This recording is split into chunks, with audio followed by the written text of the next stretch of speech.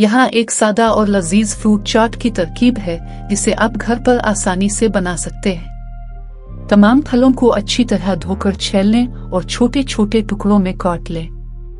अज्जा: सेब 1 अदद छोटे टुकड़ों में काटा हुआ, केला 2 अदद कटा हुआ, 1 कप आम कटे हुए, 1 कप अंगूर आधे में कटे हुए, 1 अदद माल्टा, अनार के दाने आधा कप, लीमू का रस 2 खाने के चम्मच, आधा कप कीवी छिलका और कटा हुआ, आधा कप ब्लूबेरीज, आधा कप स्ट्रॉबेरी कटी हुई, आधा कप अनानास के टुकड़े, 1 चम्मच चाट मसाला, 1 चम्मच शहद चीनी, 1 बड़े मिक्सिंग प्याले में फल रखी, फ्रूट चाट पर चाट मसाला छिड़की, लीमू का रस और शहद शामिल करें।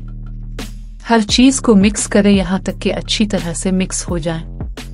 10-15 मिनट के लिए फ्रिज में रख दें ताकि जायका बेहतर हो जाए। ठंडा सर्व करें और अपनी ताजगी बख्श फ्रूट चाट का लुत्फ उठाएं। तजावीज़: बेहतरीन जायके के लिए ताज़ा मौसमी फल इस्तेमाल करें। इजाफी ताजगी के लिए पुदीने के पत्ते शामिल करें।